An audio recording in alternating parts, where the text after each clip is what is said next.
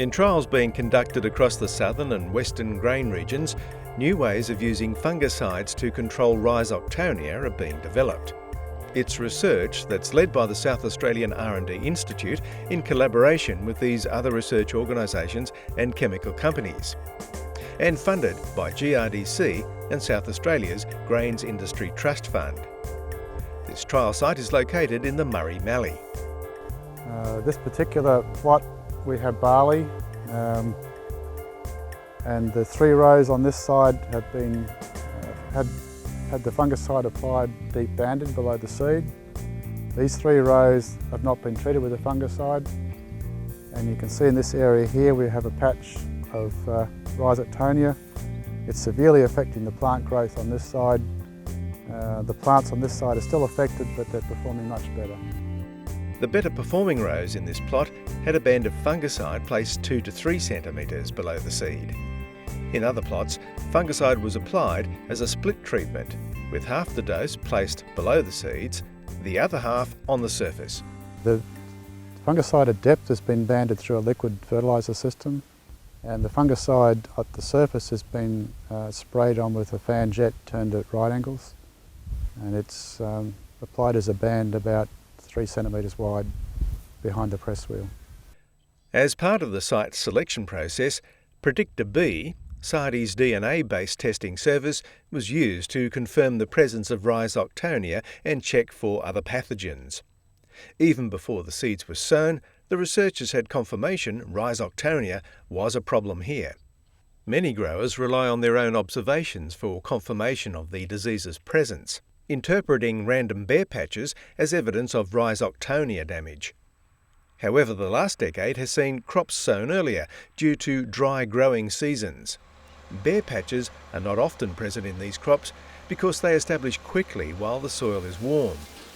During winter, when the soil is cold, root development slows and the fungus feeds on the root system, creating unevenness in the crop's height.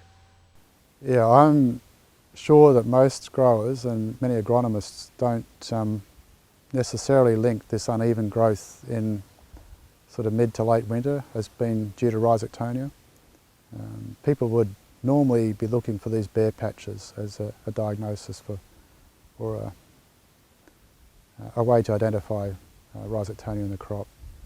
While uneven height is far more common than bare patches, both symptoms can also be caused by other problems. There's only one way to unearth the truth. Okay, Paul, we'll collect one of the treated plants out of this plot and we'll go for a plant that looks like it's not too badly affected by rhizo.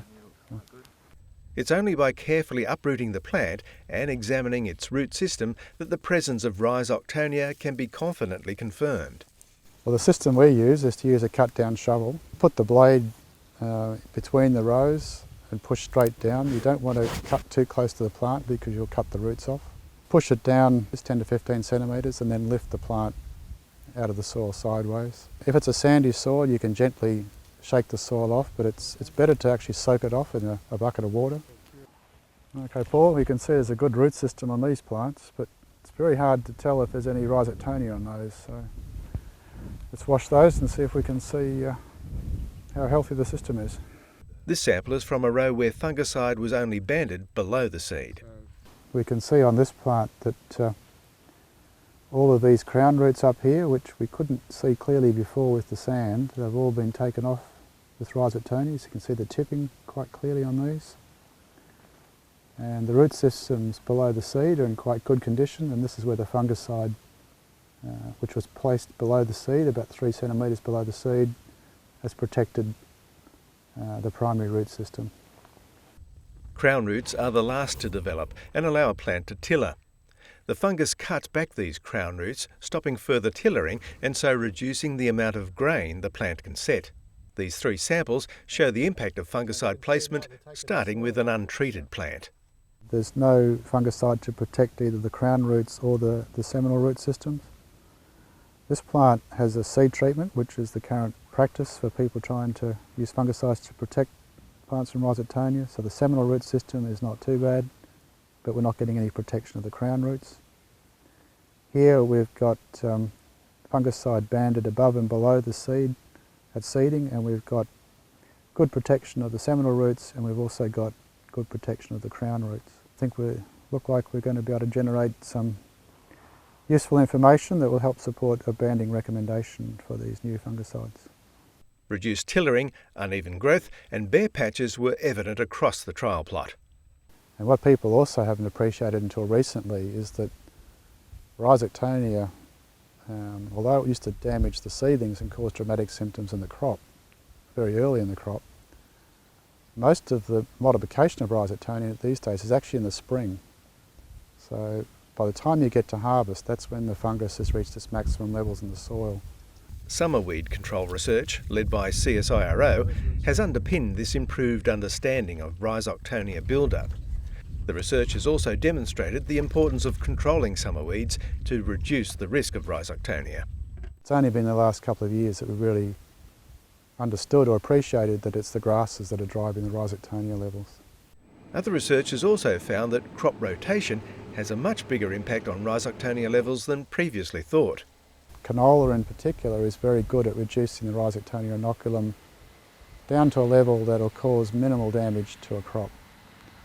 So the first wheat crop after canola is generally pretty good, doesn't have a lot of Rhizoctonia damage in it, but by the time you've got to the end of that wheat crop, by harvest, the Rhizoctonia levels will be back up to the pre-canola levels. While the Rhizoctonia project has a year to go, the results so far have been promising. And over the last 2 years, we've averaged about 6% yield increase with fungicides banded below the seed. And in the split applications, the yield responses have been around 12 to 16%. And although the fungicides being trialled are yet to be registered and application rates finalised, the work being done in these trials will be used by the companies to include banding recommendations on their product labels. In the meantime, there's a word of caution for those grain growers who believe they overcame their Rhizoctonia problem years ago. And I suspect in many of those paddocks that historically had a problem, the growers consider they've now controlled it. If they have a closer look at those paddocks, they'll find it's actually still active in those paddocks.